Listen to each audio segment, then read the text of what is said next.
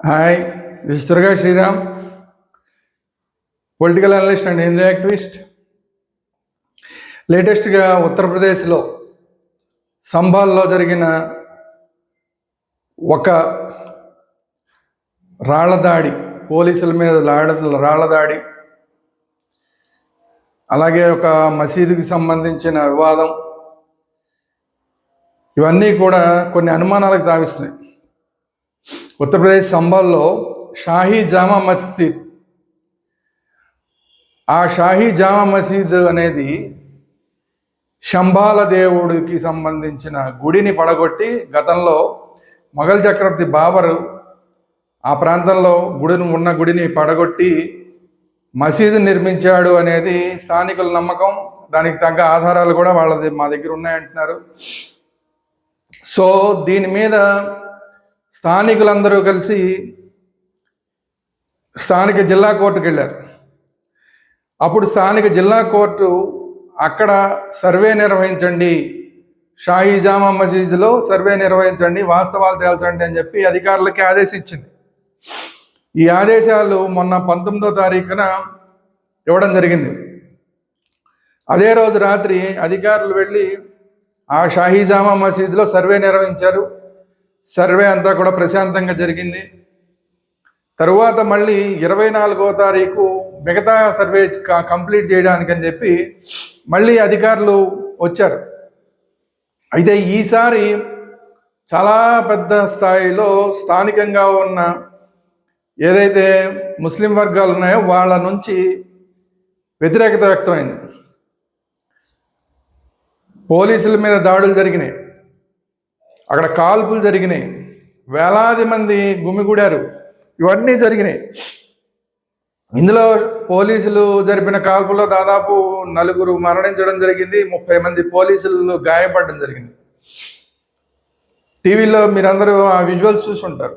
చూస్తే మీకు అర్థమవుతుంది ఏ స్థాయిలో అక్కడ వేలాది మంది ముస్లింలు చేరి పోలీసుల మీద దాడి చేశారు అనేది మనకు కనిపిస్తుంది. అయితే ఇక్కడే పెద్ద డౌట్ వచ్చేది ఏంటంటే, ఈ కేసు ఎప్పటి నుంచో నడుస్తోంది. స్థానికంగా ఉన్న కోర్టు సర్వే చేయమని ఆర్డర్ ఇచ్చింది. 19వ తారీఖు సర్వే చేయమని ఆర్డర్ వస్తే అదే రోజు రాత్రి సర్వే అధికారులు వచ్చి సర్వే చేశారు. ఎవ్వరు కూడా స్థానికంగా ఉన్న ఏ ఒక్క ముస్లిం కూడా దానికి అబ్జెక్షన్ చేయలేదు. పోలీసులు వచ్చారు, పోలీసుల సహకారంతో ప్రశాంతంగా సర్వే కార్యక్రమం ఆ రాత్రి అంతా నడిచింది. అంటే ఏంటి, స్థానికులు ఎవరు దీని మీద వ్యతిరేకతను వ్యక్తం చేయలేదు. కానీ 24వ తారీఖు మిగతా సర్వేని కంప్లీట్ చేయడానికి వచ్చేసరికి అన్ని వేల మంది గుమ్మిగూడటం ఎలా జరిగింది? 19వ తారీఖు లేని అబ్జెక్షన్ 24వ తారీఖు ఎలా వచ్చింది? ఇది చాలా అనుమానాలకు తావిస్తోంది.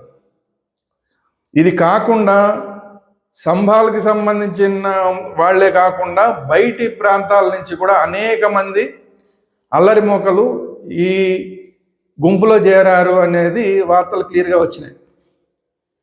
మరి వాళ్ళందరూ ఎందుకు వచ్చారు? ఇది ఒక అనుమానం. దీంతో పాటు అక్కడ కేసుకి సంబంధించి జరిగిన కాల్పులు వ్యవహారానికి సంబంధించిన కేసులో అక్కడ ఉన్న సమాజ్వాదీ పార్టీ ఎంపీ జియావుర్ రెహమాన్, అతని మీద కేసు నమోదైంది. అలాగే స్థానికంగా ఉన్న ఎమ్మెల్యే కొడుకు మీద కూడా కేసు నమోదైంది. వీళ్ళిద్దరు సమాజ్వాదీ పార్టీకి సంబంధించిన వాళ్ళు. మరి వీళ్ళిద్దరూ అసలు అందులో ఏం చేస్తున్నారు, ఆ గుంపులో ఏం చేస్తున్నారు, అక్కడ వాళ్ళు ఉండి చేశారా, వెనక నుండి చేశారా, ఏం చేశారు, వాళ్ళ పాత్ర ఏంటి, ఈ రాజకీయ నాయకులు ఎందుకు ఇందులో దూరారు? ఇక్కడ అందరికీ కూడా ఇంకా అనుమానాలు పెరుగుతున్నాయి. సరే, ఇప్పుడు యాదావాత విషయం ఏంటి అంటే, లేటెస్ట్గా జరిగిన మహారాష్ట్ర ఎన్నికల్లో డైరెక్ట్గా ముస్లిం మత పెద్దలు బీజేపీ వ్యతిరేక కూటమి ఏదైతే ఉందో, ఎంవీఏ కూటమి, మహావికాస్ అఘాడీ కూటమి అంటే కాంగ్రెస్, అలాగే శివసేన ఉద్ధవ్ థాక్రే వర్గం, అలాగే శరద్ పవార్ పార్టీ, ఈ మూడింటికి కూటమికి సపోర్ట్ చేయండి అని చెప్పి బహిరంగంగా ముస్లిం మత పెద్దలు వచ్చి ప్రచారం చేయడం జరిగింది, మీడియాలో మాట్లాడడం జరిగింది. ఇదంతా జరిగిన తర్వాత అక్కడంతా హిందువులందరూ ఏకం అవడం జరిగింది. మహారాష్ట్రలో ఏకపక్షంగా భారతీయ జనతా పార్టీ కూటమి భారీ విజయం నమోదు చేయడం జరిగింది. కనీసం ఈ ముస్లిం మత పెద్దలు ఏదైతే పిలుపునిచ్చారో ఆ కూటమి కనీసం ప్రతిపక్ష పాత్ర కూడా రాకుండా పరిస్థితి అయిపోయింది. సో ఇది ఒక పక్కన ఉంటే, రెండో పక్కన యూపీలో అంటే ఉత్తరప్రదేశ్లో ఇదే టైంకి ఉప ఎన్నికలు జరిగినాయి.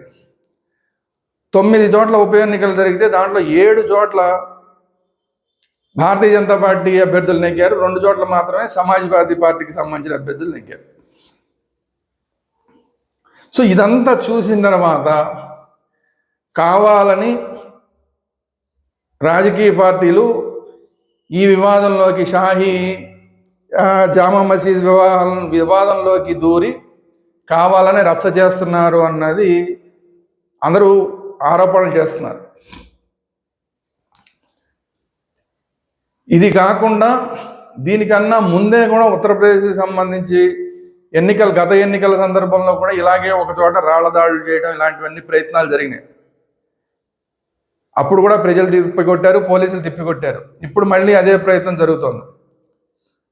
వేలాది మందిని గుమ్మిగూడిలాగా చేయడం, వాళ్ళని రెచ్చగొట్టడం, మసీదు మీద కూలగొట్టేస్తారు అన్నదో మరి ఏదో ఒక రకమైన ప్రోపగాండా చేయడం, కోర్టు ఆదేశాలతో అక్కడ అధికారులు సర్వే మాత్రమే చేస్తున్నారు. వాస్తవాలు ఏంటనేది ఇంకా బయటికి రాలి. వాస్తవాలు వచ్చిన తర్వాత ఏంటి జరుగుతుంది అనేది వేరే విషయం. అంటే సర్వే కూడా చేయనివ్వకుండా చేస్తున్నారంటే, ఫస్ట్ పాయింట్ ఏంటి, సర్వే చేయనివ్వకుండా చేస్తున్నారంటే ఏదైతే అక్కడ ఉన్న హిందూ వర్గాలు ఆరోపణ చేస్తున్నాయో ఇది శంబాల దేవుడికి సంబంధించిన గుడిని పడగొట్టారని, అంటే దీంట్లో కొంత వాస్తవాలు ఉన్నాయి, దానికే భయపడి అసలు సర్వే చేయనివ్వట్లేదా అన్న ఒక డౌట్ ఖచ్చితంగా ఎవరికైనా వస్తుంది. రెండోది, రాజకీయ పార్టీలు ఇందులో ఎందుకు దూరినాయి అంటే, జాతీయ స్థాయిలో మోడీ గారి ప్రభుత్వాన్ని, ఇక్కడ యూపీలో యోగి ప్రభుత్వాన్ని అస్థిరపరిచే కుట్ర ఏమైనా జరుగుతుందా అనేది రెండో డౌట్. ఈ మొత్తం వ్యవహారం వెనకాల ఇన్ని వేల మంది ఆ సంభాలికి సంబంధం లేని వాళ్ళందరూ వచ్చి అక్కడ గుంపుగా చేరడం, వాళ్ళందరూ రాళ్లదాడులు చేయడం, అక్కడ స్థానికులను రెచ్చగొట్టడం, ఇవన్నీ చూసినాక ఇది కాకుండా ఇంకొక అనుమానం ఏంటంటే, రాబోయే రోజుల్లో చాలా తొందరలోనే వక్ఫ్ చట్టానికి సంబంధించిన సవరణలు పార్లమెంట్లో రాబోతున్నాయి. దానికి మా జోలికి వస్తే, వక్ఫ్ చట్టం జోలికి వస్తే ఏం జరుగుతుందో తెలుసా అని ఒక భయం పెట్టడానికి ఇదంతా చేశారా? ఒక వర్గాన్ని గుంపుగా జాయిన్ చేసి రోడ్ల మీద రాళ్ల దాడులతో చేసి ఒక అరాచకం సృష్టించి ఒక చిన్న హెచ్చరిక లాంటిది చేశారా వక్ఫ్ చట్టం జోలికి రావద్దు అని?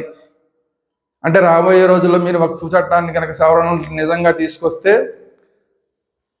గతంలో ఏదైతే ఢిల్లీలో అల్లర్లు చేశామో ఆ విధంగా దేశవ్యాప్తంగా అల్లర్లు చేస్తాము అన్న ఒక సూచనని, ఒక సిగ్నల్ని సంభాల్ నుంచి పంపించారా అనేది ఒక డౌట్. రైతు ఉద్యమం అప్పుడు కూడా చూసాం. ఆ రైతు ఉద్యమంలో కూడా ఖలిస్తానీ ఉగ్రవాదులందరూ దాంట్లోకి దూరి దాన్నంతా కూడా పోలీసుల మీద దాడులు జరిగేలాగా చేసి, కాల్పులు కూడా జరిగేలా అంటే రెచ్చగొట్టే పరిస్థితి. ఎక్కడైనా సరే ఒక ఉద్యమం జరుగుతుంటే శాంతియుతంగా, ప్రశాంతంగా ఒక ఉద్యమం జరుగుతుంటే దాంట్లోకి ఈ ఉగ్రవాదులు జొరబడి అల్లర్లు సృష్టించడం అనేది మనం రైతు ఉద్యమం అప్పుడు చూసాం ఢిల్లీలో. అదే పరిస్థితి సిఏఏ సందర్భంగా కూడా ఢిల్లీలో ఏ విధంగా అల్లరి మోకలందరూ కూడా, యాంటీ నేషనల్ అందరిలో కూడా ఆ సిఏఏ వ్యతిరేక ఉద్యమంలోకి దూరి ఏ విధంగా అక్కడ అందరిని రెచ్చగొట్టి ఇళ్ల మీద రాళ్లు పెట్టుకుని, రోడ్డు మీద పోయే వాళ్ళందరి మీద రాళ్లు విసిరి, పెట్రోల్ బాంబులు విసిరి ఇవన్నీ చేశారో మనం చూసాం. అప్పుడు విజువల్స్, పైనుంచి విజువల్స్ తీస్తే ప్రతి ఇంటి మీద రాళ్ల గుట్టలు కూడా మనం చూసాం. అలాగే అదే సందర్భంలో ఈశాన్య రాష్ట్రాలను విడగొట్టాలని చెప్పి ముస్లింలు మాట్లాడటం, ఆడియోలన్నీ లీక్ అవ్వడం, ఇవన్నీ కూడా మనం చూసాం. ముస్లిం మత పెద్దలు కొంతమంది మాట్లాడారు. ఆ చికెన్ నెక్ అనే పేరున్న అరుణాచల్ ప్రదేశ్ ఆ ప్రాంతంలో ఉన్న ఈస్టర్న్ స్టేట్స్ అన్నింటినీ కూడా విడగొట్టాలి భారత్ నుంచి అన్న ఒక కుట్రని కూడా చేయడం అనేది అప్పట్లో లీక్ అయింది. అలాంటివన్నీ కూడా చేయడానికి మళ్ళీ ఇప్పుడు వక్ఫ్ చట్టానికి సవరణ సందర్భంగా చేయడం కోసం ఒక ప్రయత్నాలు జరుగుతున్నాయి. దాంట్లో భాగంగా ఇప్పుడు ఈ షాహీ జామా మసీదుకి సంబంధించిన వ్యవహారాన్ని వాడుకుంటున్నారా అన్న అనుమానాలు వస్తున్నాయి. సో ఈ అన్ని అనుమానాల మధ్యన కూడా ఇప్పుడు ఉత్తరప్రదేశ్ ప్రభుత్వం ఏం చేయబోతుంది ఈ వ్యవహారంలో, అలాగే కేంద్ర ప్రభుత్వం ఎటువంటి చర్యలు తీసుకోబోతుంది అనేది చాలా కీలకం. ఎందుకంటే ఇలాంటి విషయాలని కనుక వదిలేస్తే బంగ్లాదేశ్లో ఏ విధంగా రోడ్ల మీదకి వచ్చి అరాచకాలు సృష్టించి అక్కడ ఉన్న ప్రభుత్వాన్ని 6 నెలల్లోనే పడగొట్టి అక్కడ ఉన్న ప్రధానమంత్రిని దేశం వదిలిపోయేలాగా చేసి ఇప్పుడు భారతదేశంలో రక్షణ పొందేలాగా చేశారో, దాంట్లో కొన్ని విదేశీ శక్తులన్నీ కూడా దాంట్లో తోడడం జరిగింది. ఇప్పుడు అలాగే ఇప్పుడు ఈ వ్యవహారంలో చూస్తే సంభాలకి సంబంధం లేని వ్యక్తులు అనేక వేల మంది వచ్చి అక్కడ దూరి అక్కడ అరాచకం సృష్టించారు అనేది ఇప్పుడు పోలీసులు చెప్తున్న మాట, అలాగే రాజకీయ నాయకులు దూరారు అనేది చెప్తున్న మాట. ఇదే పరిస్థితులను కనుక కొనసాగనిస్తే రైతు ఉద్యమంలో ఏ విధంగా యాంటీ నేషనల్స్ విదేశీ శక్తులు దూరారో, అలాగే సిఏఏ ఉద్యమం సందర్భంగా కొంతమంది ఒక గ్రూపుని ఏ విధంగా విదేశాల నుంచి డబ్బులు పంపించి మరి ఆ రైతు ఉద్యమంలో కానీ సిఏఏ ఉద్యమంలో కానీ కొంతమందిని ఎలా రెచ్చగొట్టారో, ఇప్పుడు రాబోయే రోజుల్లో వక్ఫ్ చట్టానికి సంబంధించిన సవరణలు పార్లమెంట్లో వచ్చిన సందర్భంగా కూడా అలా ఒక అరాచకాన్ని సృష్టించి ఆ అరాచకానికి విదేశాల నుంచి కూడా డబ్బు సహాయం చేసి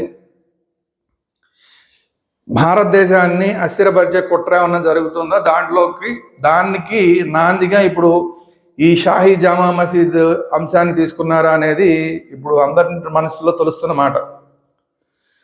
అవన్నీ ఎలా ఉన్నా కూడా శంబాల అనేది మనందరికీ తెలుసు. శంబాల అనేది హిమాలయాల్లో ఉంటుంది.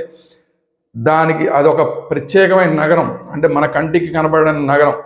అలాంటి అక్కడ దేవుళ్ళు శంబాల దేవుడికి సంబంధించిన గుడిని పడగొట్టారు అనేది ఇప్పుడు మెయిన్ టాపిక్.